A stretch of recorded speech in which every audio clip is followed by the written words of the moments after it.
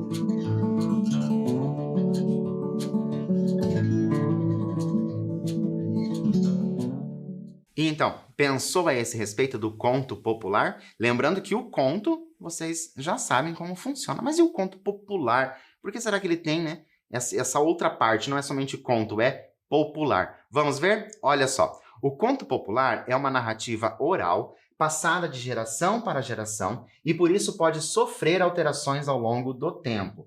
Uma das suas principais características é o anonimato. Professor, o que significa anonimato? O que isso quer dizer? Quer dizer que não se sabe ao certo quem foi que criou o conto. Lembrando que, olha só, uma narrativa oral, né? Então foi falado esse conto e contado de geração para geração. E claro que de geração para geração vai sofrer alterações. E vai sofrer alterações muitas vezes de acordo até mesmo com a própria sociedade, ali atualizando esses contos. Porque se a gente for pensar num conto popular desses mais antigos, será que já existe um conto popular que traz ali o celular, por exemplo, que já é uma coisa mais nova, mais recente? Então, vai sofrendo sim essas alterações. E esse anonimato, quem será que começou com essa história? Eu acredito que em algum momento na conversa familiar, aí na sua roda social, em algum momento alguém começou a contar uma história para vocês. Essa história poderia muito bem ser um conto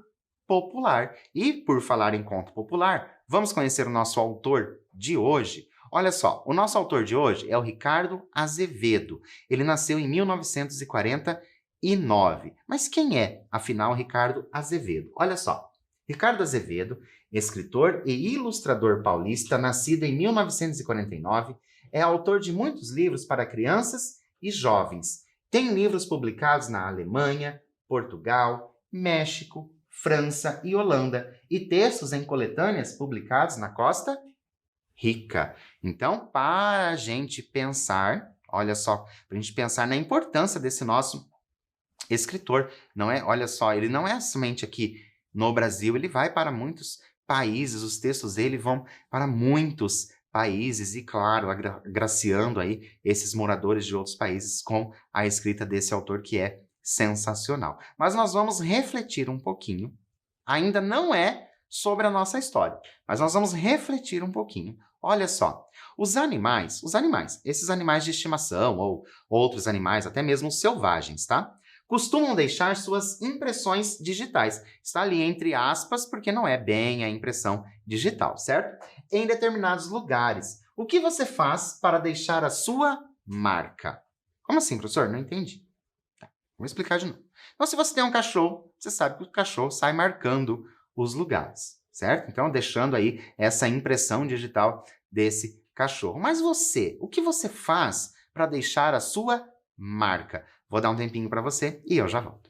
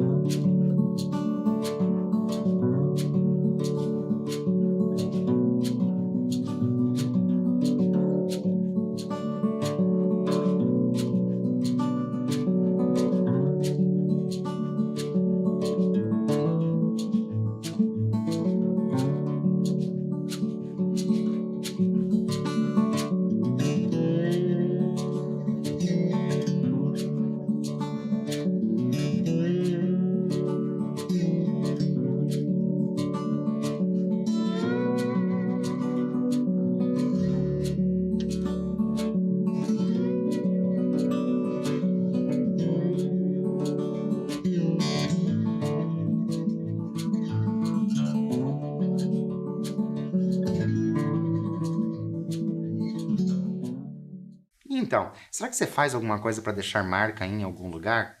É interessante quando a gente pensa sobre isso, porque muitas pessoas deixam marcas, mas inclusive, por exemplo, em lugares que não podem deixar as marcas, né? Então, por exemplo, os muros pichados, né? A pessoa quis deixar a marca. Não, mas não é dessa forma, né, que se deixa a marca, uma marca boa, por exemplo. Não é dessa forma que a gente consegue deixar. Eu estou falando tudo isso para você porque nós vamos ler uma entrevista com um cachorro. Já pensou nisso? Uma entrevista com um cachorro? E quem é essa pessoa ali entrevistada? É o nosso autor de hoje. Infelizmente, é apenas um trecho, só para vocês entenderem um pouquinho desse nosso autor, como ele é um autor criativo e é também um autor que trabalha bastante com o humor. Olha só, entrevista com um cachorro. O cachorro, né, marcado aqui em negrito para você saber que quando eu tenho aqui são as pessoas que estão falando. Então eu tenho o cachorro e tenho também o Ricardo, certo? O cachorro e o Ricardo vão trabalhar ali nessa entrevista. E o cachorro pergunta: Ricardo, você tem medo de cachorro? E o Ricardo responde: só de cachorro bravo. Você é bravo? E o cachorro diz: sinto vontade de morder gente que eu não conheço. Quem eu não conheço, para mim, é sempre um inimigo. E você, gosta de morder? E o Ricardo responde: só quando alguém me trata mal ou diante de uma coisa muito injusta. Aí eu fico bravo. E o cachorro, continuando a conversa, pergunta: se você encontra uma comida gostosa, mas está sem fome, costuma esconder a comida num buraco para comer depois? E o Ricardo responde: prefiro guardar na geladeira ou então no armário da cozinha. E o cachorro, pondo a pata na cabeça: não faça isso! Desse jeito, qualquer um pode passar e roubar sua comida. Mudando de assunto. Afinal, você faz ou não faz xixi? E o Ricardo diz: claro que faço. E a pergunta do cachorro: onde? E o Ricardo: no banheiro. O cachorro, espantado: mas então você não deixa marcas? Como as pessoas vão saber que você passou por tal ou tal lugar? E agora eu paro essa entrevista, né, Ricardo e cachorro, para a gente tentar nos antecipar. O que o nosso autor poderia fazer para deixar a sua marca? Vou dar um tempinho e eu já volto.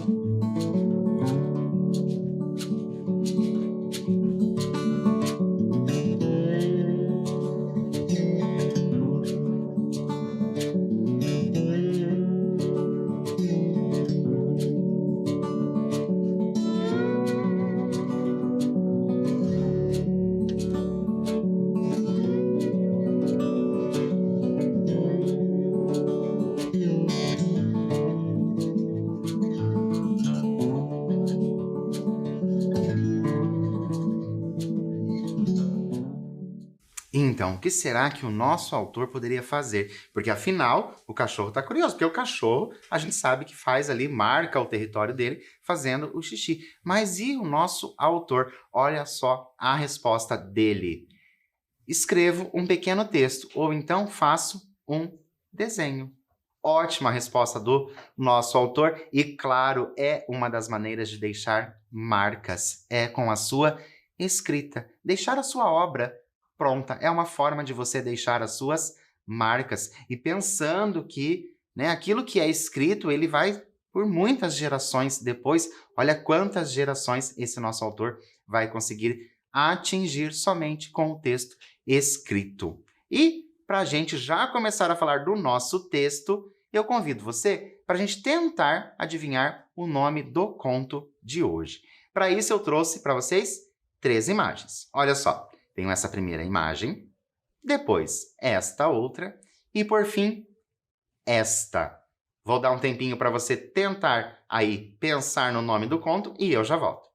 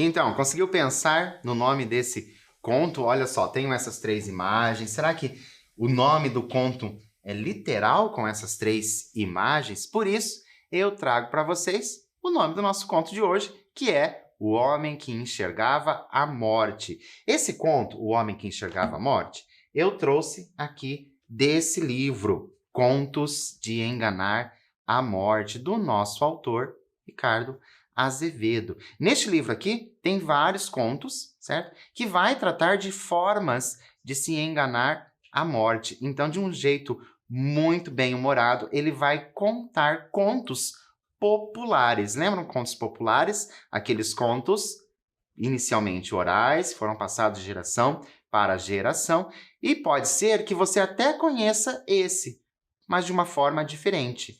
Por quê? Porque lembram que nós falamos? Ele tem o quê? Ele vai ter alterações, ele vai se alterar. O conto vai se alterando ao longo dos tempos. Mas, antes de nós efetivarmos a nossa leitura, nós vamos fazer o quê? Pensar. Eu tenho esse título, O Homem que Enxergava a Morte, e nós vamos pensar. Quais hipóteses podemos levantar a respeito da narrativa com o título O Homem que Enxergava a Morte? Vou dar um tempinho para você usar a sua criatividade e eu já volto.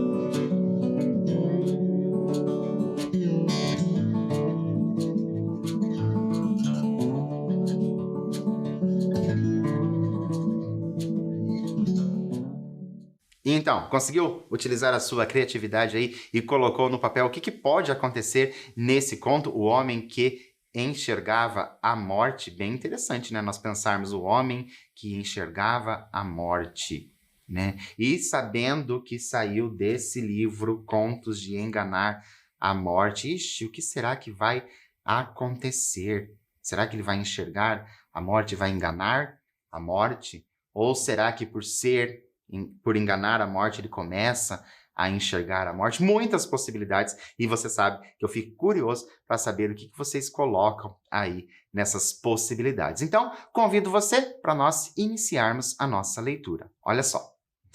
Era um homem pobre. Morava num casebre com a mulher e 6 filhos pequenos. O homem vivia triste e inconformado por ser tão miserável e não conseguir melhorar de vida. Um dia, sua esposa sentiu um inchaço na barriga e descobriu que estava grávida de novo. Assim que o 7º filho nasceu, o homem disse à mulher: "Vou ver se acho alguém que queira ser padrinho de nosso filho." Vestiu o casaco e saiu de casa com um ar preocupado. Temia que ninguém quisesse ser padrinho da criança recém-nascida. Arranjar padrinho para o 6º filho já tinha sido difícil. Quem ia querer ser compadre de um pé rapado como ele? E lá se foi o homem andando e pensando, e quanto mais pensava, mais andava inconformado e triste. Mas ninguém consegue colocar rédeas no tempo. O dia passou. O sol caiu na boca da noite e o homem ainda não tinha encontrado ninguém que aceitasse ser padrinho de seu filho. Desanimado, voltava para casa, quando deu com uma figura curva, vestindo uma capa escura, apoiada numa bengala. A bengala era de osso. "Se quiser, posso ser madrinha de seu filho", ofereceu-se a figura, com voz baixa. "Quem é você?" perguntou o homem. "Sou a morte."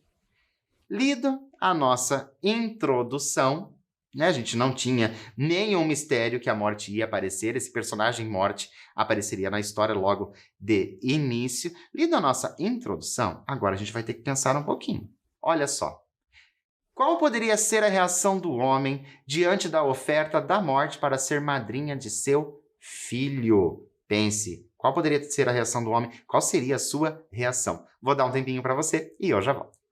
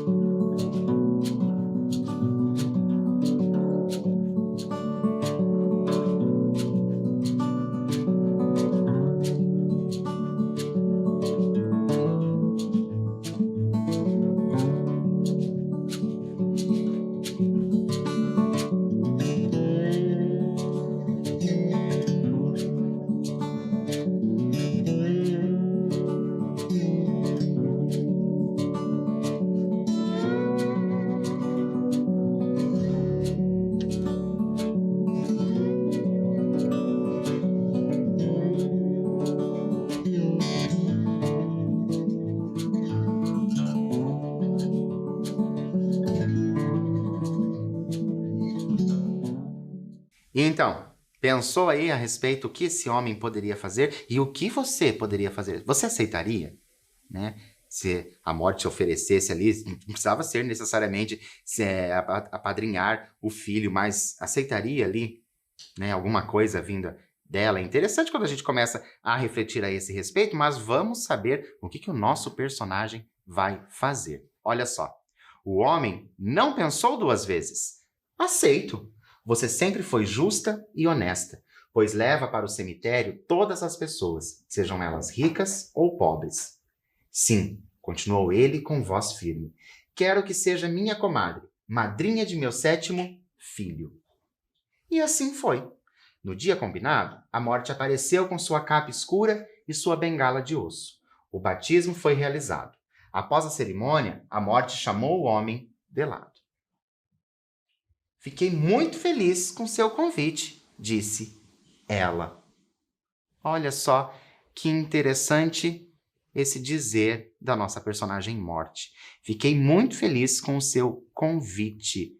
Mas por quais motivos a morte poderia ter ficado feliz com o convite? Vou dar um tempinho para você pensar e eu já volto.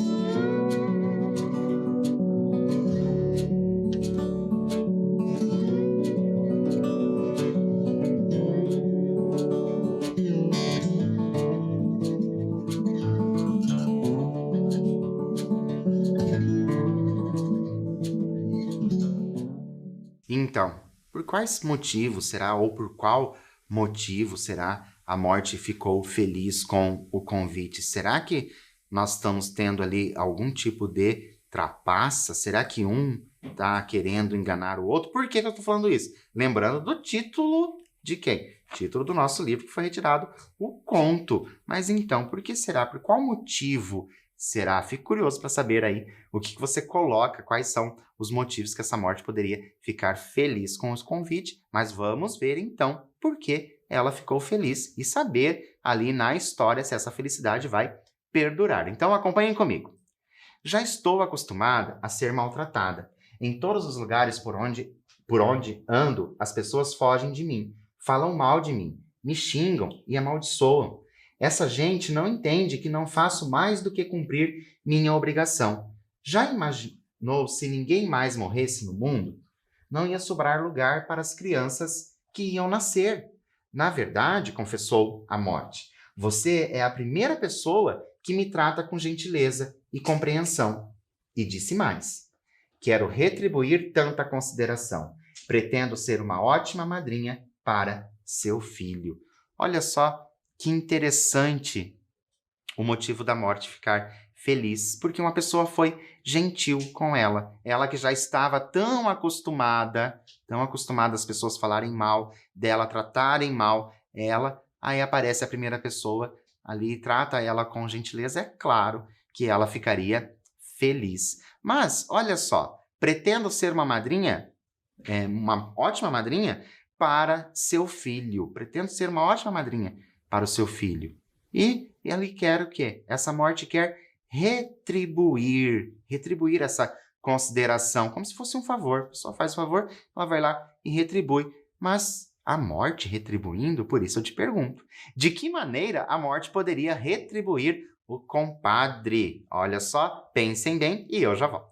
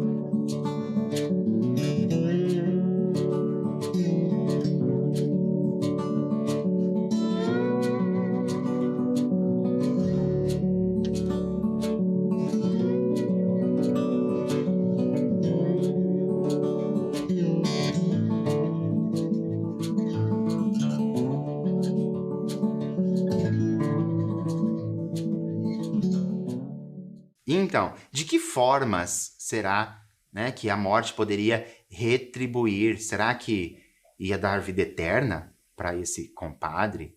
Será que seria isso que a morte ia fazer?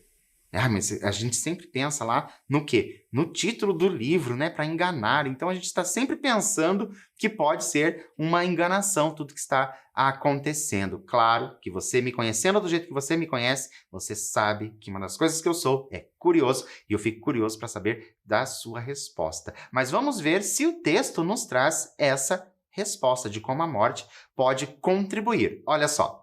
A morte declarou que para isso transformaria o pobre homem numa pessoa rica, famosa e poderosa. Só assim, completou ela, você poderá criar, proteger e cuidar de meu afilhado. O vulto explicou então que a partir daquele dia o homem seria um médico. Médico? Eu? Perguntou o sujeito, espantado. Mas eu de medicina não entendo nada. Preste atenção, disse ela. Mandou o homem voltar para casa e colocar uma placa dizendo-se médico. Daquele dia em diante, caso fosse chamado para examinar algum doente, se visse a figura dela, a figura da morte, na cabeceira da cama, isso seria sinal de que a pessoa ia ficar boa. Em compensação, rosnou a morte. Se me enxergar no pé da cama, pode ir chamando o coveiro, porque o doente logo, logo vai esticar as canelas. A morte esclareceu ainda que seria invisível para as outras pessoas. Daqui para frente, concluiu a famigerada, você vai ter o dom de conseguir enxergar a morte cumprindo sua missão. Dito e feito. O homem colocou uma placa na frente de sua casa e logo apareceram as primeiras pessoas adoentadas. O tempo passava correndo, feito um rio que ninguém vê. Enquanto isso, sua fama de médico começou a crescer. É que aquele médico não errava uma. Chamo a atenção de vocês para a gente ver essa parte ali da retribuição que a morte deu, transformar esse homem em um homem rico, mas ela não, olha só que interessante, porque ela não somente deu dinheiro para ele, né? Deu posses para ele, deu também uma profissão, mas uma profissão que ele não conhecia, então ele passou a ser médico. Interessante quando a gente começa a construir essa ideia e pensar sempre no quê? E pensar sempre naquela enganação. Parece que está tendo alguma coisa aí que não está certo. Muito certo, porque pense, você gostaria de ir a um médico, né? E esse médico ali ter assim, dizer ou vive ou morre somente sem ao menos te examinar? Não seria um pouco suspeito isso? E lembrando que se trata do quê? De um conto popular. Esse é um conto popular daqueles contos que as pessoas vão contando umas para as outras, às vezes em volta da fogueira, numa noite, num jantar, num almoço de domingo. Então, bem bacana esse conto sobre a morte e esse homem que enxergava a morte. E agora a gente já sabe porque ele enxerga a morte e os outros não, porque para os outros ela vai ficar invisível. Mas vamos continuar a nossa história. O doente podia estar muito mal e já desenganado. Se ele dizia que ia viver, dali a pouco o doente estava curado. Em outros casos, às vezes, a pessoa nem parecia muito enferma. O médico chegava, olhava, examinava, coçava o queixo e decretava: não tem jeito. E não tinha mesmo. Não demorava muito, a pessoa sentia-se mal, ficava pálida e batia as botas. Mas o tempo é um trem que não sabe parar na estação. O sétimo filho do homem, o afilhado da morte, cresceu e tornou-se adulto. Certa noite, bateram na porta da casa do médico. Dessa vez, não era nenhum doente pedindo ajuda. Era uma figura curva, vestindo uma capa escura, apoiada numa bengala feita de osso. A figura falou em voz baixa. E agora eu paro para a gente tentar se antecipar, porque agora o menino já cresceu, o homem já é rico, já é médico, já é um médico famoso, mas a morte vai até a casa dele. Agora que o afilhado já está crescido, o que a madrinha poderia propor ao homem? Vou dar um tempinho para você pensar, usar a sua criatividade e eu já volto.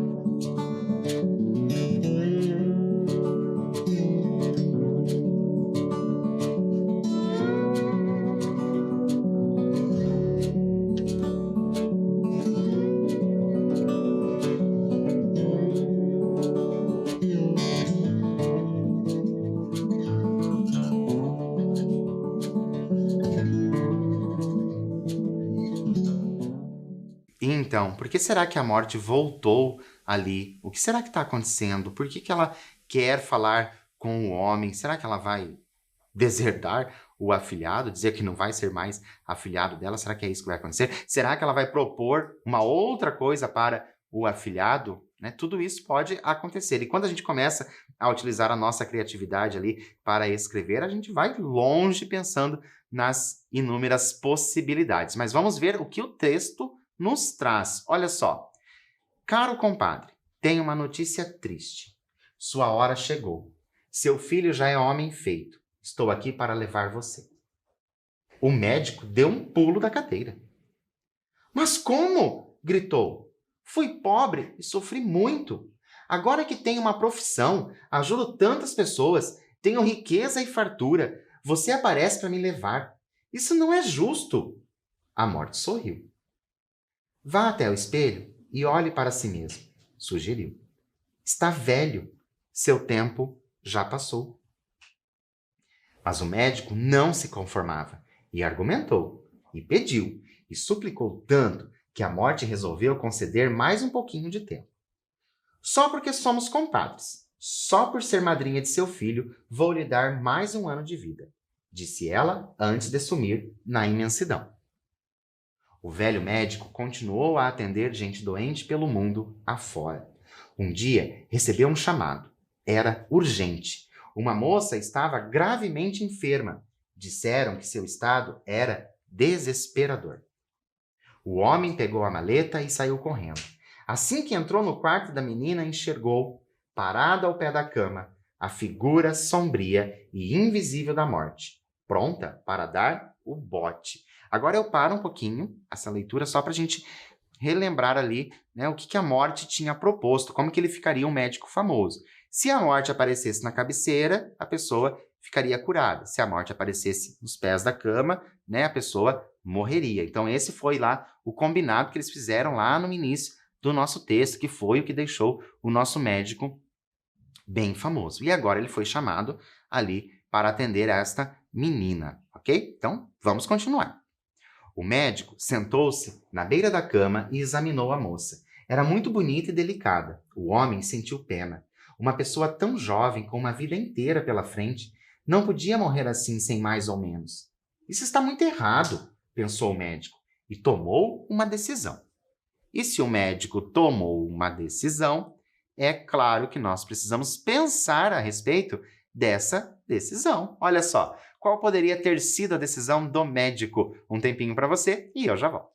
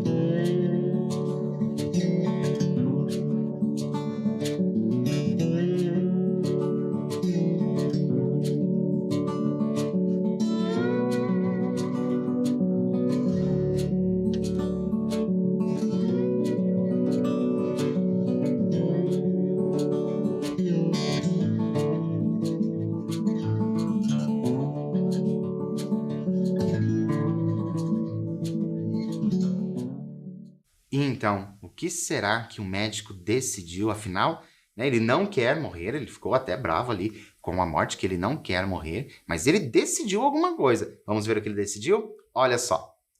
Já estou velho, não tenho nada a perder. Pela primeira vez na vida, vou ter que desafiar minha comadre.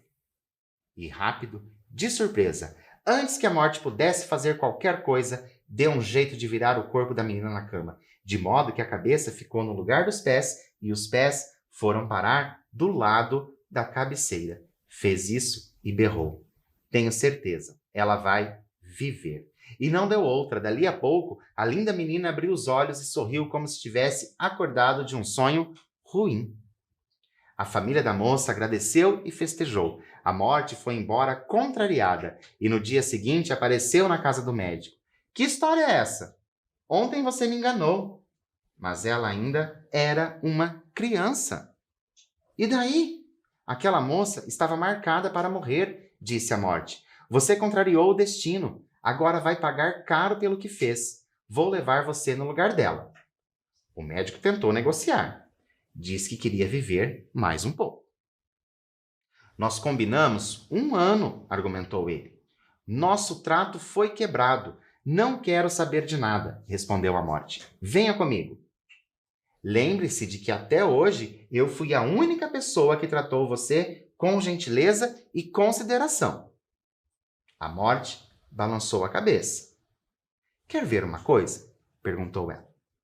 E num passe de mágica, transportou o médico para um lugar desconhecido e estranho. Era um salão imenso, cheio de velas acesas, de todas as qualidades, tipos e tamanhos. O que é isso? Quis saber o velho. Cada uma dessas corresponde à vida de uma pessoa, explicou a morte. As velas grandes, bem acesas, cheias de luz, são vidas que ainda vão durar muito. As pequenas são vidas que já estão chegando ao fim. Olha a sua. E mostrou um toquinho de vela, com a chama trêmula, quase apagando. Mas então minha vida está por um fio, exclamou o homem assustado. Quer dizer que tudo está perdido e não resta nenhuma esperança? A morte fez sim com a cabeça. Em seguida, transportou o médico de volta para casa. Tenho um último pedido a fazer, suplicou o homem, já enfraquecido, deitado na cama. Antes de morrer, gostaria de rezar o Pai Nosso. A morte concordou. Mas o velho médico não ficou satisfeito. Quero que me prometa uma coisa. Jure de pé junto que só vai me levar embora depois de eu terminar a oração. A morte jurou e o homem começou a rezar. Pai Nosso que... Começou, parou e sorriu. Vamos lá, compadre, grunhiu a morte. Termine logo com isso que eu tenho mais o que fazer. Coisa nenhuma, exclamou o médico, saltando vitorioso da cama. Você jurou que só me levava quando eu terminasse de rezar. Pois bem, pretendo levar anos para acabar minha reza.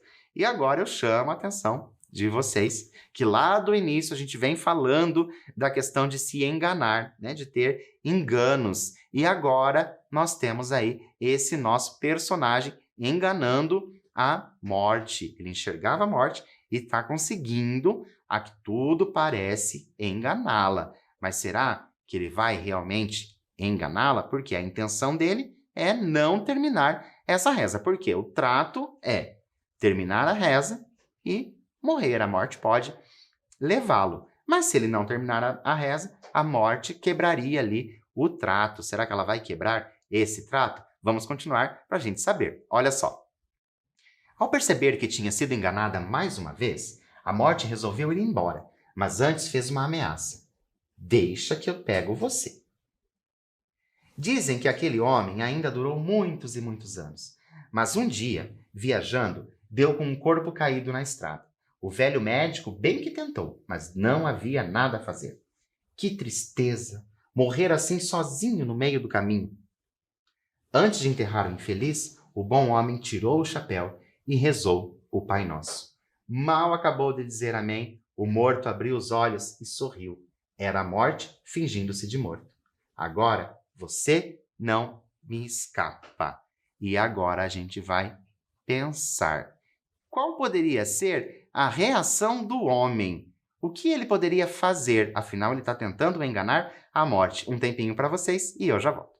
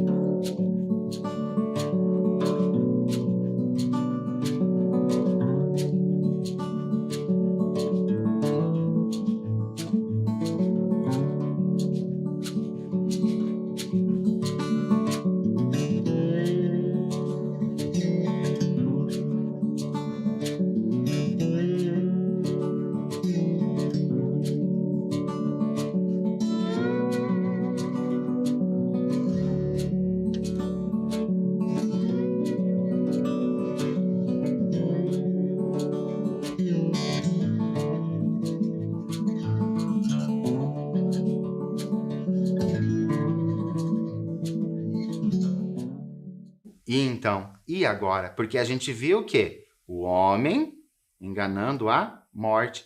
E afinal agora a morte enganando o homem. Qual dos dois será que é mais esperto ali se a gente for pensar? Para quem que você está torcendo? Fico curioso para saber, porque quando a gente está fazendo a leitura desses textos literários, a gente começa a torcer pelos personagens. Isso é bem comum acontecer e é claro que eu fico curioso de saber para quem que você está torcendo. Mas vamos saber então, afinal, o que esse homem fez e se ele fez, claro, alguma coisa. Olha só.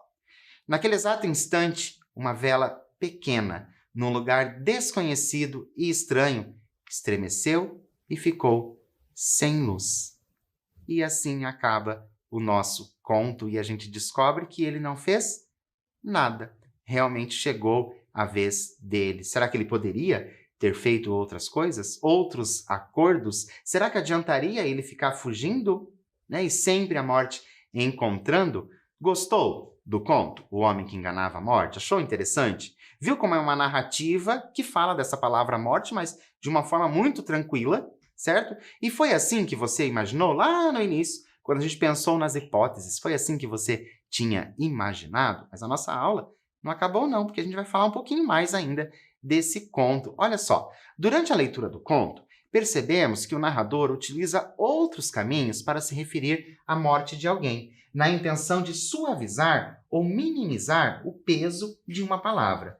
A isso damos o nome de eufemismo. Então, chama-se eufemismo, quando eu utilizo uma palavra, né, para suavizar ali o efeito de sentido causado por aquela palavra. No texto, foram utilizadas as expressões esticar as canelas e bater as botas, referindo-se à morte.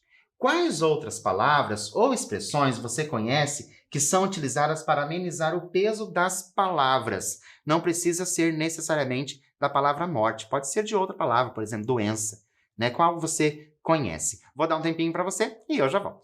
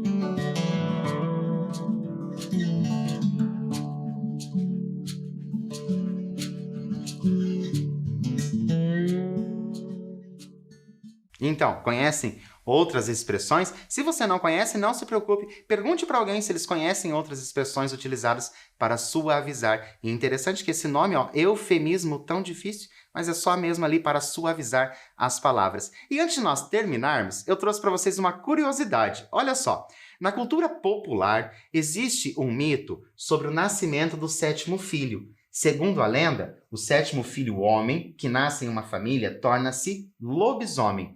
Outros já dizem que é o oitavo filho, depois de 7 irmãs mulheres. Então, só como a gente está falando de conto popular, está aí um outro conto popular, né, dessa lenda do lobisomem, e pode ser que o 7º filho seja um lobisomem, segundo a cultura popular. Infelizmente, nossa aula terminou. Fico por aqui, mas deixo o meu abraço e te encontro na nossa próxima aula. Até lá!